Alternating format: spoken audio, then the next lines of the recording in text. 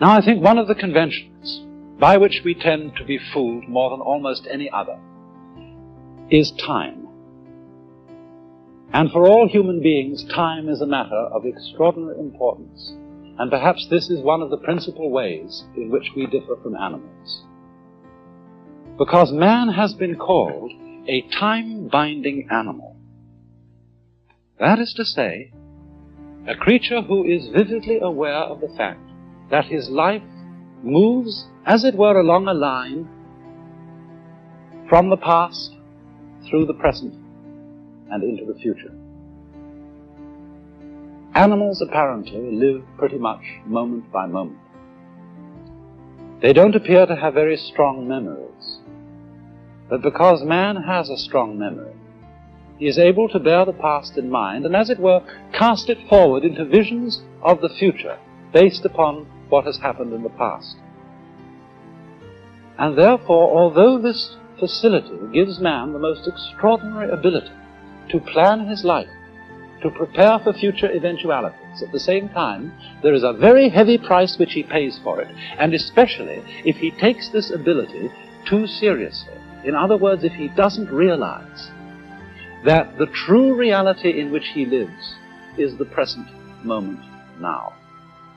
For example, the animal probably doesn't concern itself very much with problems of future disease, death, or starvation, and things of that kind.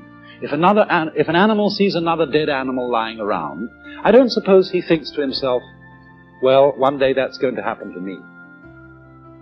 Rather, he just sees a dead animal, sniffs it, sees whether it's good to eat, and wanders away. But for human beings, it's entirely different. Because we actually spend most of our time and a great deal of our emotional energy living in time which is not here, living in an elsewhere which is not concretely real.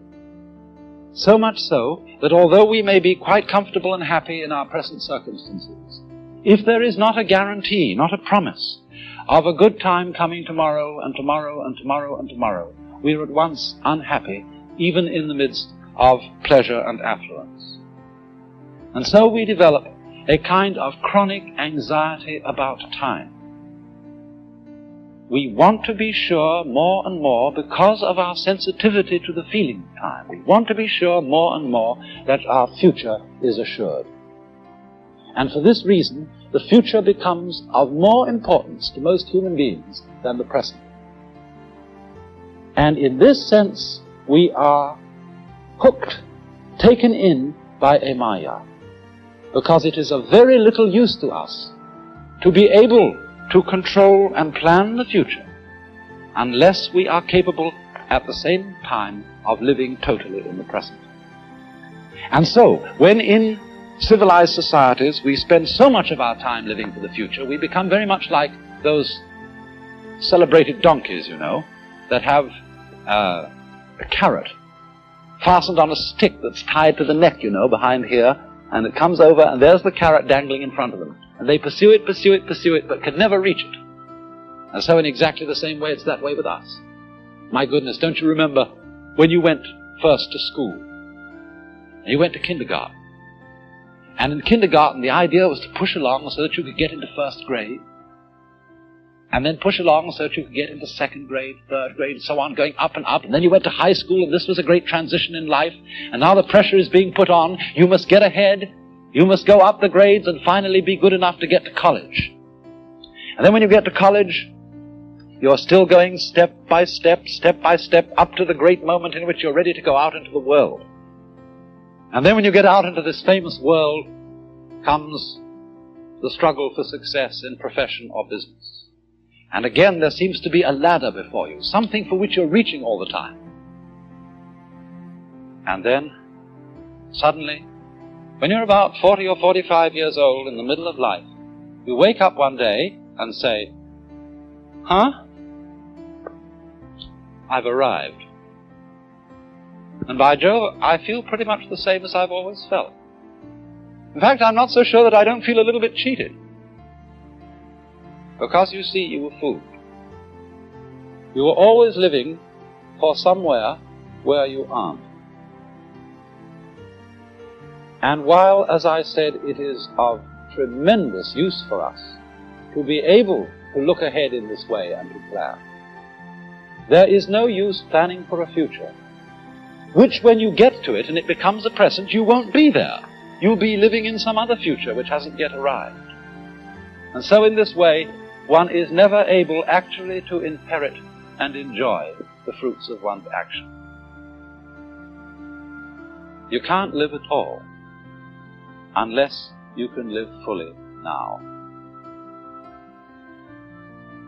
And because now is never satisfactory, because we're never really living in it, we get more and more avid to go ahead and pursue the future.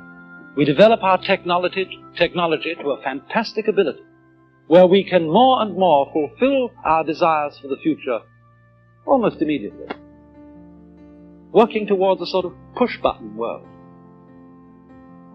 But have you ever stopped to think what the world would be like if you could fulfill every wish the moment you wished it? Suppose, for example, on going to bed at night, you could always dream whatever you wanted to dream.